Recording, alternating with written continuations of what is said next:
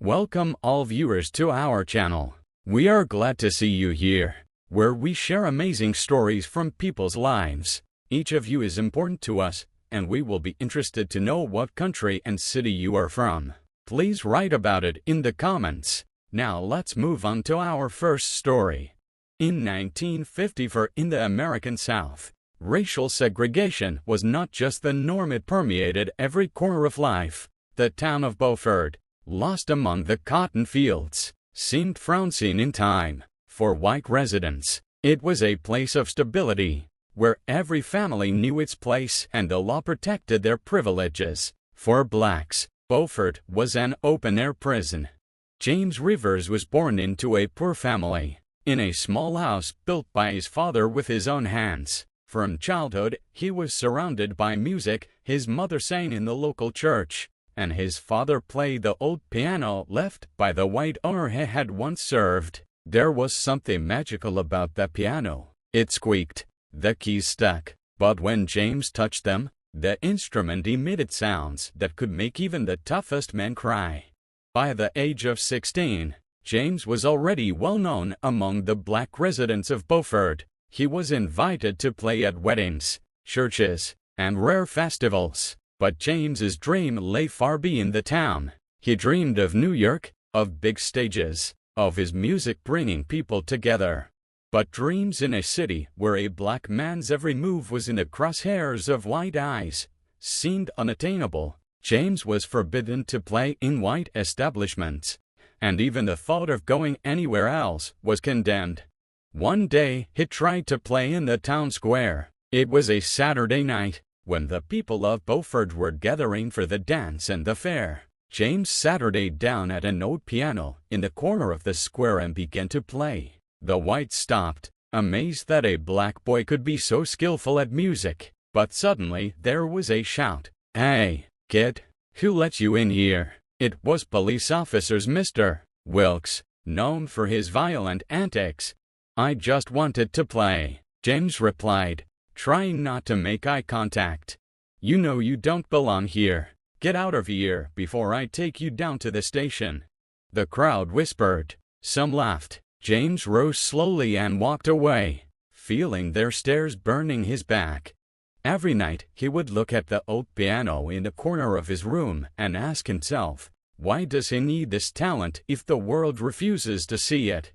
Thomas's bar stood on the edge of Beaufort, next to the dusty road that led to the cotton fields. The place was known for its alcohol, fights, and racist atmosphere. Thomas Webb, the owner of the bar, was a man of rough character. He had a dislike for all black people, which he never hid. Thomas liked to emphasize his superiority, especially over those who, in his opinion, were arrogant. That evening Thomas sat behind the bar, lazily polishing a glass. The bar was full. The farmers were celebrating a successful harvest. Jack, a regular, was making conversation about the local news.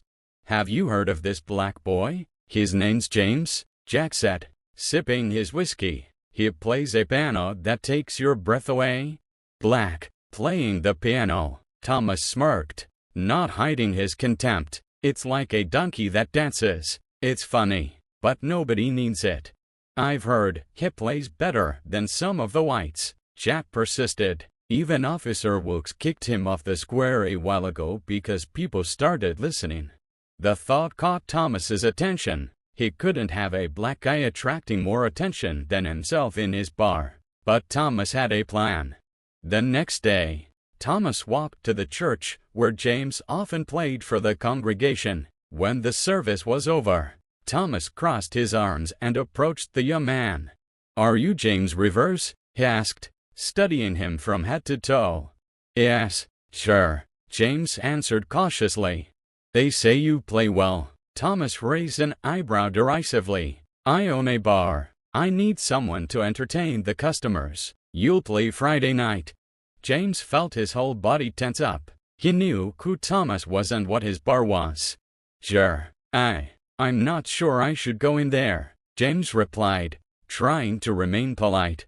"Look, kid, I'm giving you a chance, one that nobody else is gonna give you. You're gonna play for white people. Maybe you'll finally realize where you belong." Thomas smirked. "Or are you scared?" Thomas's words were like a slap in the face. James clenched his fists, but remained silent. He knew the offer was humiliating, but he also knew that if he refused, he would be judged, even by his own. "All right, sure, I'll be there," James said, not looking at Thomas. "That's fine. Just don't be late, kid, and put on some decent clothes. We're not a bunch of dirty beggars like you used to."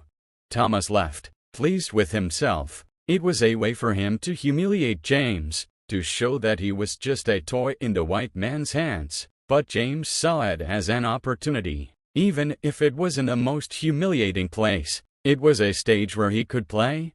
For the rest of the week he had been preparing. James realized that this evening would be a test. He knew that many of those who would come to the bar would not listen, but would look at him with hatred. But he also knew that if he could win them over with his music, it would be his small victory.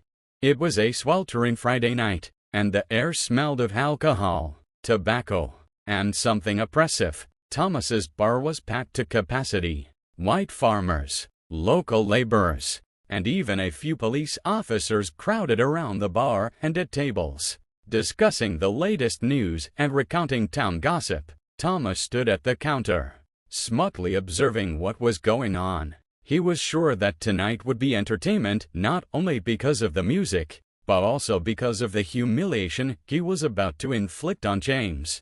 The bar door opened, and James appeared on the doorstep. He was dressed in a clean white shirt, carefully ironed pants, and old but neatly cleaned shoes. In his hands, he held a worn briefcase that contained his sheet music. The crowd frowned. "What kind of joke is this, Thomas?" One of the visitors laughed loudly. "Have you decided to give us a circus?" "Take it easy, guys." Thomas grinned. "Give him a chance. Maybe he'll cheer us up." James walked over to the piano in the corner of the hall. It was an old, distressed instrument, clearly not having seen the master in a long time. He ran his fingers over the keys, listening to the sound.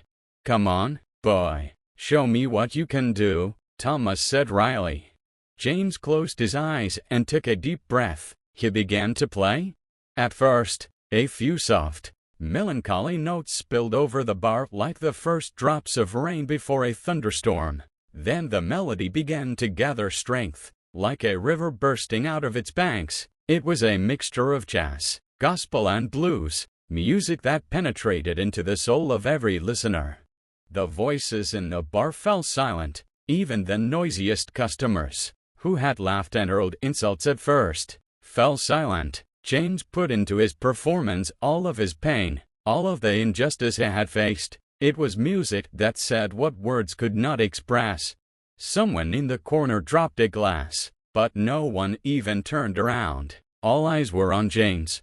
When the melody reached its climax, several people in the crowd exchanged glances. It was something incredible. "Damn, this guy plays better than anyone I've ever heard," one of the men muttered. "It's just music," the other interrupted sharply. "Don't forget who he is." Thomas, standing at the counter, gritted his teeth. He didn't like James getting this kind of attention. This was his bar, his territory, and he wasn't about to let the black guy be the star of the evening. When James finished playing, there was silence in the bar. Then someone clapped uncertainly, and soon the applause began to build. But Thomas didn't let it last long. "That's enough," he said loudly, slapping his palm on the counter. "That was all right, kid, but you didn't come here for applause." James stood up from behind the piano, sweat dripping from his temples, but he stood straight, meeting Thomas's gaze. "Come here," Thomas said. James walked over and Thomas handed him some small coins. "This is for your work. It's enough to buy your own bread." The crowd laughed again, but not all of them did. Some looked away, and some looked embarrassed. James clutched the coins in his hand, his fingers turning white. He wanted to say something, but he held back. He just nodded and left the bar.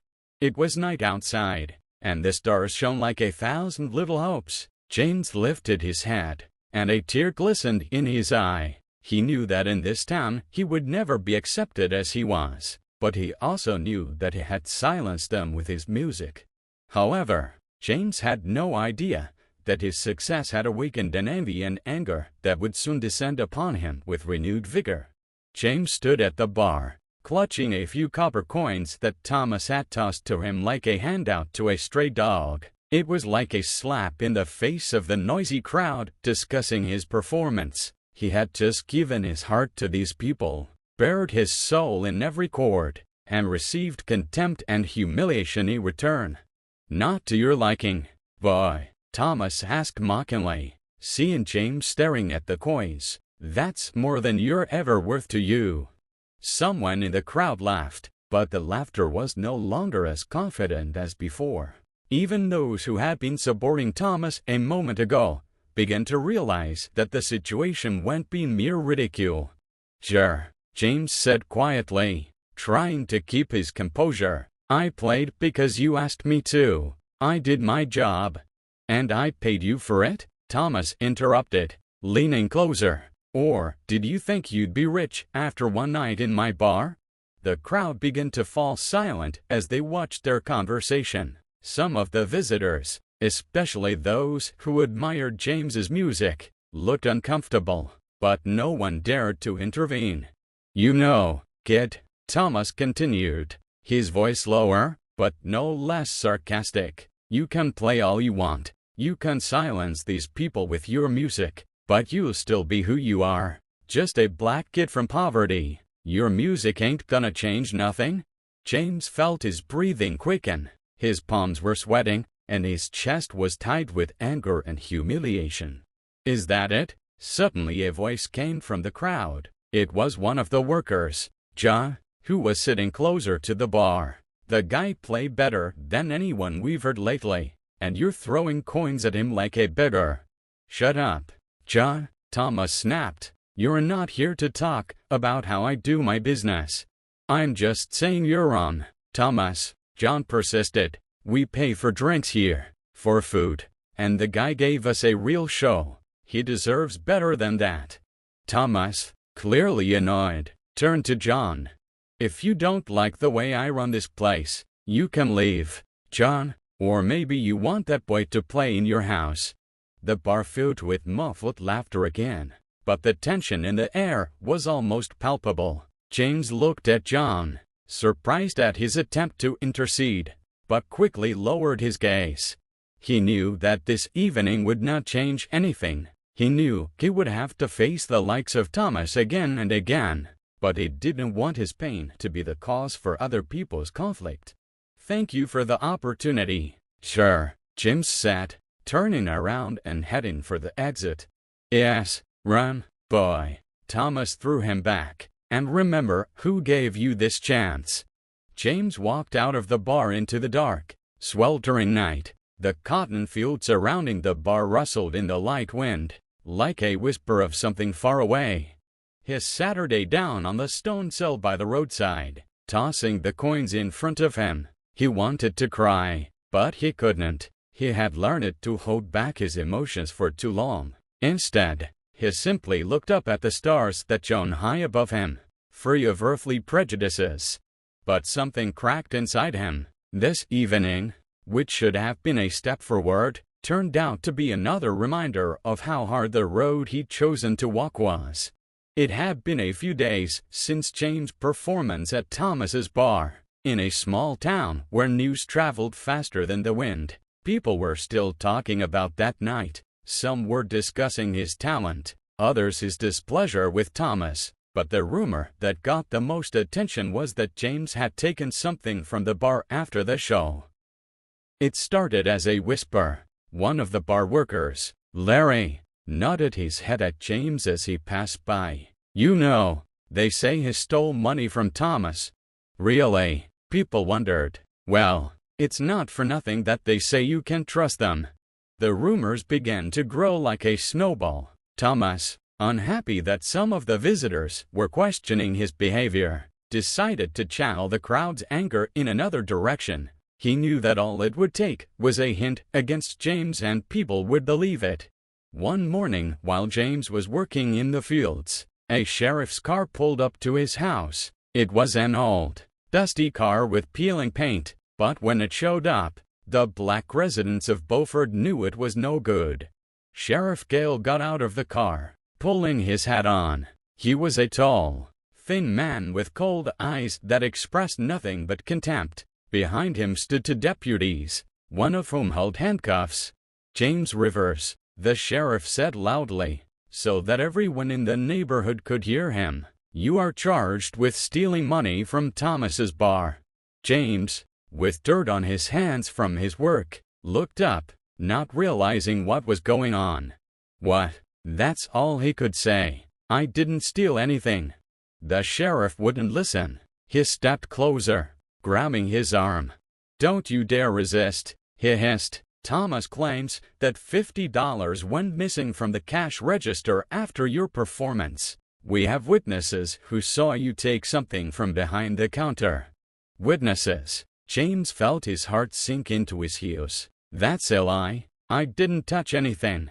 But the sheriff didn't care. The handcuffs clicked loudly on James's wrists, and he was dragged roughly to the car. His mother ran out of the house, screaming, "Leave him alone. He's done nothing wrong." "Your boy stole the money, madam," replied the sheriff coldly. "The law is the law." A crowd had gathered on the road, watching the scene. Some whispered, others watched with obvious pleasure. Thomas, standing off to the side, only grinned as he watched his plan work. When James was brought to the station, he was given no opportunity to defend himself or call a lawyer. He spent the day in a small cell with concrete walls, while the sheriff signed papers to send the case to trial.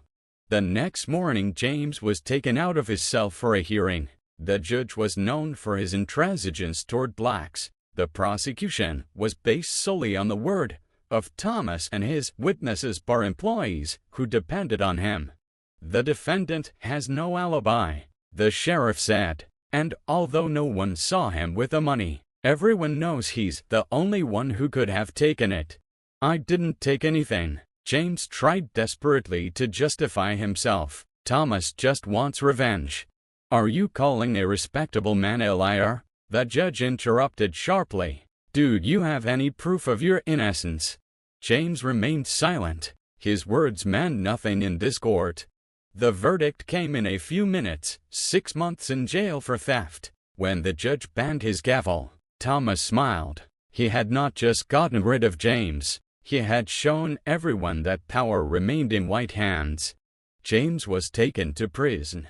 Behind bars, he sat there thinking about how easy it had been to ruin his life with lies. He couldn't understand why his talent and music, which he thought was a bridge to people, had caused his downfall. But even in his cell, where there was no piano and no freedom, he had not lost the main thing. The music that could one day be his salvation still resounded in his heart. The courtroom in Beaufort had always been a place where not justice was done, but where white power was asserted. In the center of the courtroom stood the judge's massive wooden pulpit, with high windows through which the light streamed in a way that seemed more judgmental than soothing. James sat in the dock. He was dressed in simple, slightly shabby clothes, but his gaze, despite his fear, remained steadfast. Opposite him, at the heavy oak table, stood Thomas. His face was smug, as if he were already celebrating a victory. Judge George Whitney was known for his harshness and bias. For him, the difference between justice and convenience always depended on the color of the defendant's skin. Case number 364. James Rivers is accused of stealing $50 in cash from Thomas's bar, the clerk announced loudly, filling the room with silence. "What will the prosecution say?" asked the judge. Sheriff Gale rose, coughing. "Your Honor, we have the testimony of Thomas Webb, a respected bar owner, as well as 2 witnesses who confirmed that after Rivers' performance, the money disappeared. No one else could have taken it." No one else, James interrupted, standing up. I didn't touch that money. You have no proof. Sit down, boy, the judge said coldly, not looking at him. You're here to answer questions, not ask them. James sat up, but his fingers trembled from clenching into a fist. He saw that this process had nothing to do with the truth. Thomas approached the podium, feigning embarrassment. I didn't mean it, Your Honor, he began, sighing theatrically. But this guy took advantage of my trust. After the show, he went behind the counter where the money was kept, and then when I checked the register, $50 was missing. Are you sure it was him? The judge asked, although his tone was clearly not stern. Absolutely sure. Sure. James jumped up again, unable to keep quiet. That's a lie. I never took that money. I never even went near the cash register. Calm down, the judge drew, banging his gavel. One step out of bounds and you'll be taken out of here. Larry and another bar employee were called to the witness bench, both of whom, apparently at Thomas's behest, confirmed his version, but neither of them could say whether they had seen James holding the money. Well, of course, he didn't hold them right in front of us, Larry said, dimming his gaze, but there was no one else. So there's no evidence? Asked the defense attorney, whom James had been assigned only as a formality. Proof? What's there to prove? Thomas intervened. We are not blind. The judge tapped his gavel, calling for order. When the moment came for the verdict to be announced, James didn't even try to hope. It had been clear from the start. After examining the case and hearing the parties, the judge began. I find James Rivers guilty of theft. The auditorium murmured, some quietly applauding, some whispering. James was the only one sitting alone on the bench, staring straight ahead. The defendant is sentenced to 6 months' imprisonment, the judge continued, as if it were a nothing event. James was led out of the auditorium and his mother, who was sitting in the back row, screamed, That's not true, he didn't do anything. But no one paid attention to her words. As James was being led down the hallway, he heard Thomas' voice speaking to someone. That's a lesson to him. Let him know that every one of them has to know his place. Those words stung more than the handcuffs on his wrists. The prison where James was sent was a dilapidated building, surrounded by high barbed wire fences. The cells were arranged in rows, their walls cracked and damp. Every little thing about the place seemed to be trying to remind the prisoners that there was no hope here. James found himself in a shared cell with several men, some looking depressed, some dangerous. Raymond stood out among them, a massive man with deep scars on his arms. From the very first glance he made it clear that force ruled here. You're new, he said, eyeing James with a grin. Make sure you don't get broken here.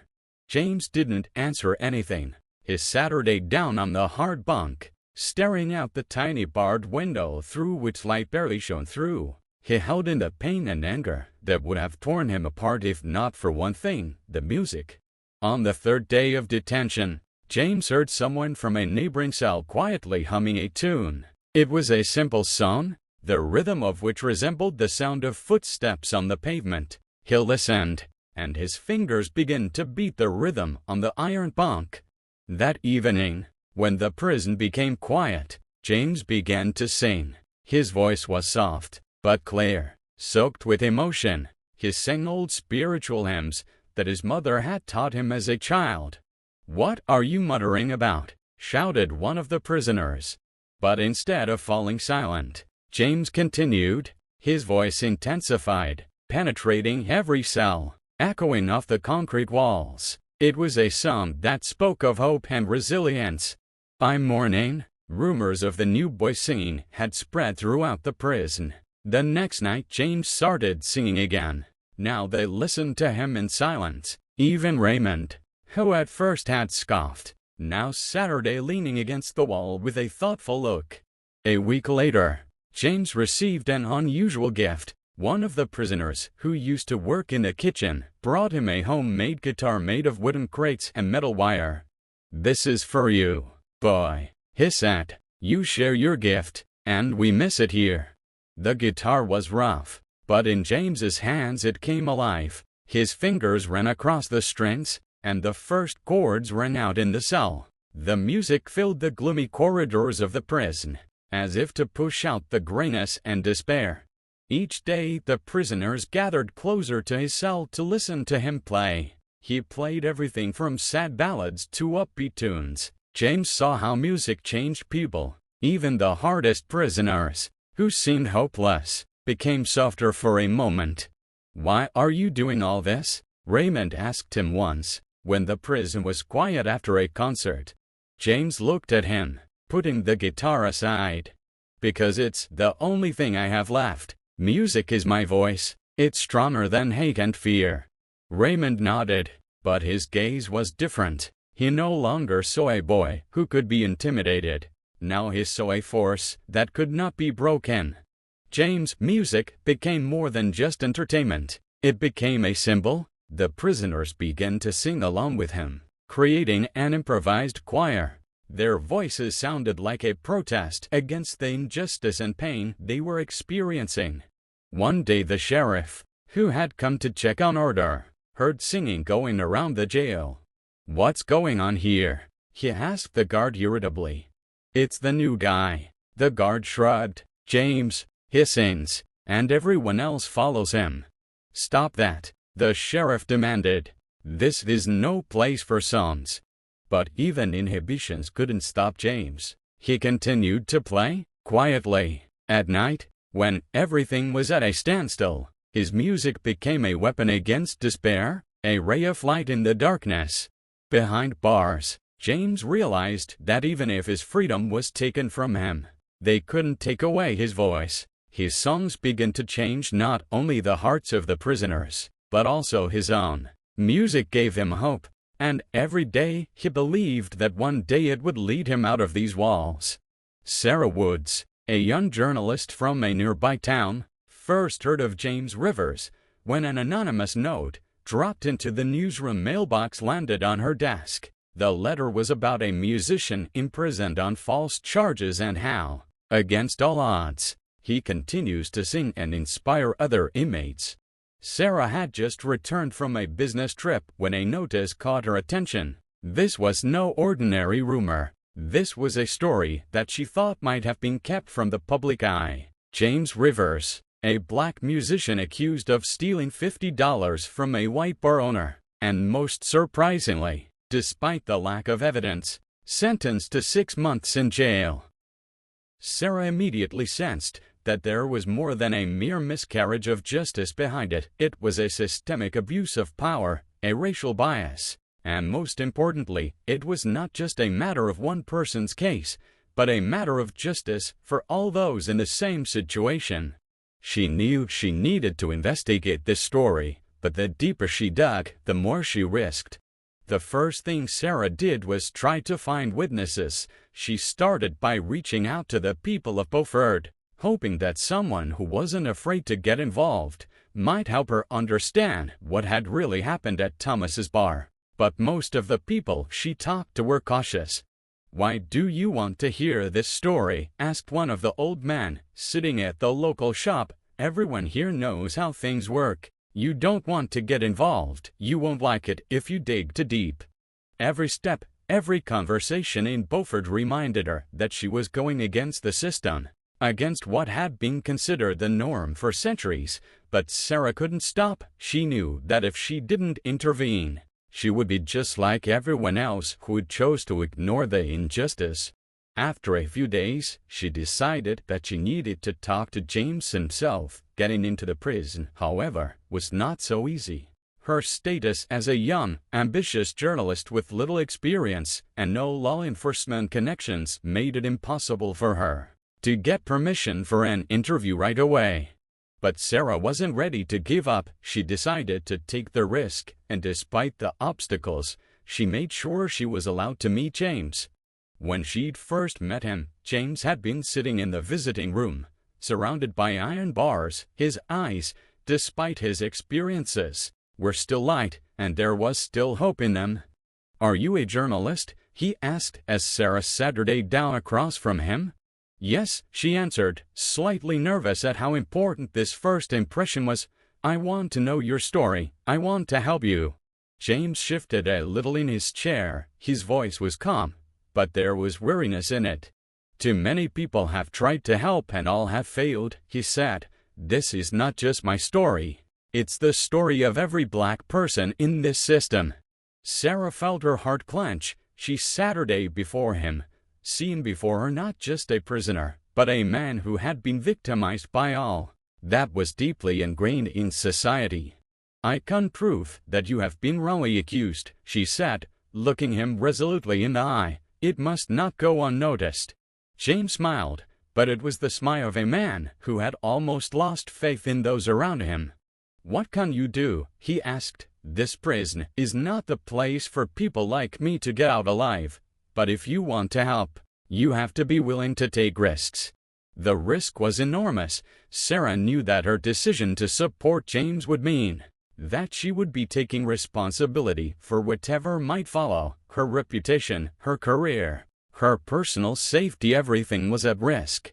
For her, however, it was not a matter of reputation. It was a matter of truth. She began writing an article, gathering all the facts and evidence that would prove that James had been wrongfully accused. She contacted lawyers, community organizations that dealt with human rights. But her work did not go unnoticed. A week after she began her investigations, she began to receive threats, anonymous calls, texts, suspicious people on the street. It all grew like a snowball, but Sarah was determined. She believed that James and people like him deserved to be protected, and that her work could be the beginning of change. One evening, walking home after another meeting with the lawyers, Sarah felt someone following her. The footsteps grew louder, and she quickened her step. It was the moment she realized that the price for her actions might be too high, but she wasn't about to back down. When she finally made it to her apartment, she closed the door and felt relieved, but Sarah knew that her fight had only just begun. Even though the world around her was becoming more and more dangerous, she was willing to risk it for the truth, for those who couldn't defend themselves. James was just one man, but his story could be the spark that ignites the fire of justice. Sarah sat in her office, staring at the computer screen, where the latest draft of an article on James Rivers was completed. She reread every word, every sentence, checking the facts carefully, and making sure her words were accurate yet powerful enough to touch the hearts and minds of her readers. The title of the article read, "The System That Left James Rivers Behind Bars, a Racial Injustice We Cannot Ignore." It wrote about his life before prison, how he was accused of a crime he didn't commit, the racial bias that played a role in his incarceration, and of course, the music that became his salvation behind bars. Sarah knew her article would not be accepted without opposition. She decided to publish it in the town's largest newspaper, the Beaufort Times. It was a big risk, but she believed people needed to know the truth. She couldn't afford to sit on the sidelines as she watched the system consume people, as James and others suffered under its weight. With the publication came the first response. Sarah was prepared for the attacks, but she did not expect the consequences to be so swift. That same day, her phone was ringing off the hook. Several attorneys from black rights organizations called to express support and offer help, but there was more. Individuals who had tried to keep her in the shadows began making threatening calls. In the editorial office of the Beaufort Times, her story was greeted with caution. The editor-in-chief, Will Hendricks, was an old friend of her father's and knew how complicated such stories could be. "Are you sure you're ready for this?" he asked, weighing each word. "I can't keep quiet," Sarah replied. "If we don't raise the issue, then who will? We have a duty to expose the truth." The publication of the article in the Beaufort Times shook the city. It instantly went viral on social media, and attracted the attention of activists, journalists, and local residents. Suddenly, it became clear that the James River situation was not just a localized incident, but reflected a much broader problem: the racial discrimination suffered by Black people in Beaufort and Bean. In the article, Sarah deconstructed the trial in detail, pointing out the many omissions, the lack of evidence, and the blatant racial bias in the actions of both bar owner Thomas himself and the system that supported him. She drew parallels between James's story and thousands of other similar stories that remained in the shadows, forgotten or silenced. But the most powerful part of the article was about James' music, about how he continued to sing behind bars, inspiring other prisoners, about how music became his weapon and his salvation. Sarah wrote that James was not just a victim of the system, but a man who, despite everything, maintained his human dignity. The city's reaction was unpredictable. Her article was met with support and applause in some quarters, but vehement condemnation in others. Beaufort's white residents, many of whom held conservative views, began to voice their discontent en masse. There were numerous posts on social media condemning both the article and the journalist herself. Some said that Sarah had betrayed her country, while others accused her of inciting hatred and increasing division between races. In prison, however, the reaction was quite different. The prisoners began to listen to the article printed in the newspaper, passing it to each other. The music of James Rivers, which a few months ago had been a mere comfort to him, now became a symbol of resistance. Prisoners in other cells sang his songs, and the music began to echo throughout the institution as if in protest against everything the system was trying to hide. Soon Sarah received a call from a human rights organization. It was an opportunity to launch a legal fight for James's release. His lawyer, a well-known human rights activist in the region named Allison Clark, offered to meet with her to discuss next steps. Sarah knew this could be a turning point in her career and, more importantly, in James' life. Once in the public spotlight, Sarah realized that her struggle was just beginning. Posters of James and his guitar began to appear on the streets of Beaufort. Townspeople began holding rallies in his support, and more people were in favor of a review of his case. There were those who were not afraid to say that the justice system needed to change. The article she had written was the spark that ignited the fire of change, and Sarah was ready to fight to the end. Despite the threats, despite the resistance, she knew that now, thanks to her and James, there was a chance for liberation, a chance that had seemed impossible before. In the Beaufort Times editorial, Sarah added an afterword to the article, which was her personal statement. She wrote, "The story of James Rivers is not just the story of one man. It is the story of us all. If we don't fight for justice, we will forever be silent. We will not allow stories like this to be repeated. We will not allow a system that is based on racial prejudice to determine our fate. We must stand up and say, no, we will not be silent." Her words became the leitmotif of the entire campaign, and the city, though divided, could no longer ignore the truth. After the article was published, Sarah felt the clouds gathering over her head. The city had changed. Echoes of her investigation still echoed in every conversation, in every glance she received. But more important and dangerous, the legal fight to free James Rivers had begun. Allison Clark, the attorney who took on James' case, already knew it would not be an easy task. Over the years, she had encountered racial bias, not only from law enforcement but also among court officials. The system was permeated with racism, and while everyone was entitled to a defense in theory, in practice it was different. The first step was a retrial. Allison filed a motion seeking a retrial of the charges and an appeal on the grounds that there was no substantial evidence of James's guilt. However, it was immediately clear to her that it would not be a fair fight. The judges, like many in Beaufort, had already made up their minds, and a retrial seemed almost impossible. The entire judicial system of the town was set against her. In the course of James's defense, Allison faced a monstrous injustice, despite the lack of evidence of James's guilt. The prosecutor insisted that the alleged offense could not have been a mistake, that the charges were sufficiently substantiated. The whole point was that, in the eyes of local authorities, James, as a black man, was guilty beforehand. Even if all the evidence against him was false, his very race was already sufficient grounds for imprisonment.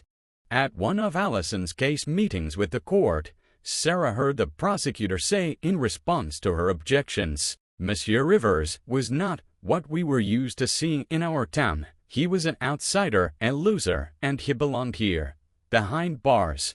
Those words, spoken with such contempt, were a terrible reminder to Sarah of what they were dealing with. The judge, regardless of their evidence, supported the prosecution, ignoring any facts that proved James' innocence. All of this took place against a backdrop of apathy, indifference, and contempt for black people, who were suppressed at every level by the system. However, despite the difficulties, support began to gather around James after the article. Sarah organized several rallies in support of his release. Human rights organizations, lawyers, and activists united to raise the issue to a higher level. They began to demand that the court be independent, that all biased decisions be reviewed. But it was a process that dragged on for months. Every day brought new difficulties. One by one, defense witnesses disappeared, and pressure was brought to bear. Sarah received several anonymous threats, and her own steps began to be monitored. At one desperate moment, when the situation seemed hopeless, she received a letter from James. He wrote, "Don't let them win. I can't get out of here. But we can defeat them if we stand for the truth. My freedom is not just an issue for me. It's an issue for all of us." Those words became her fuel. She knew she couldn't leave this case, couldn't let James stay in prison while everyone around her shut up. She kept writing. She kept investigating. She wouldn't let justice hide the truth. As time went on, the trial became more and more protracted. The court sessions became more and more dramatic and tense. The prosecutor was using his power to try to intimidate the defense witnesses, and the judge seemed ready to dismiss any new argument. But Allison Clark was not giving up. She spoke openly about how racial bias was hidden in the justice system, how evidence was manipulated, how social roles and stereotypes played on the scales of justice. But each of her victories, each new discovery in the process, seemed to run into invisible walls set up long ago and deliberately. James continued to sit in prison, and every day his life was threatened. Sarah, who met with Allison and other activists day in and day out, felt how much risk they were taking. More rallies and protests began to break out on the streets of Beaufort. More and more people came out to defend James, but the city seemed to grow more hostile and dangerous. Every morning they started their day expecting new attacks and threats. They were prepared for a fight that could take years, but Sarah and Allison knew that if they retreated, then James and everyone else in a similar situation would be left to fend for themselves forever. The trial continued, and the truth became increasingly difficult to conceal. Despite the pressure and attempts to suppress their efforts, people began to speak out openly. Every day it became more and more obvious that James Rivers was a victim not only of Thomas's personal hatred, but of the entire system that supported racial discrimination at every level. But it wasn't over. James's story was growing in significance, echoing throughout the country. Yet the final outcome was not yet clear. The trial lasted over a year. During this time, James and his lawyers, as well as the activists supporting him, went through endless trials, threats, public pressure from local authorities. All this left its mark on them. But the day they had waited so long for had finally arrived. The court had handed down its verdict. James Rivers was acquitted. He was no longer a criminal in the eyes of the law. But was it a victory? When the courtroom doors opened and James walked out with the verdict in his hands, the atmosphere was filled not with triumph, but rather with a strange sense of relief and emptiness. He could walk free, but the shadow of the past years still hung over him like an intolerable weight. Those years behind bars, those years in which his life had been taken from him through no fault of his own, were a time that could not be taken back. He was no longer someone who dreamed of stages, of his music, of recognition. Broken dreams, like broken strings on his guitar, were being repaired. For Sarah and Allison, and for everyone who supported James, it was a big victory. It was important. It broke the system. It showed that in a country where racism was ingrained into the very foundations of justice, justice could win. But for James, it wasn't so joyous. The freedom he had gained could not bring back the years he had lost, could not bring back the youth when he first began to dream of stages, of his success, of his love of music. When he returned home, his family greeted him with tears and joy, but behind that joy was something heavier. James was not the same man he had left. He was scarred, not just physically, but mentally. His body, his mind, his soul, everything had been through a tremendous ordeal. Memories of the prison years, of the daily humiliation and cruelty, of the nights when his only salvation was his music, it all stayed with him. And now, even when he was free, James felt like a man who could no longer find his place in the world, who no longer knew how to move on. For the first weeks after his release, James did not know where to go. His former dreams of the stage now seemed distant and alien to him. There had been too much destruction in his life, too much loss. He still played his guitar, but music was now something internal that helped him cope with his illness, with the painful memories that kept him going even when he was free. Sarah, who continued to fight for the rights of other prisoners, realized that James's victory was only the first step on the road to true justice. In their small town, where injustice continued to reign supreme, this victory didn't change everything. James may have been a free man, but everything he had endured stayed with him.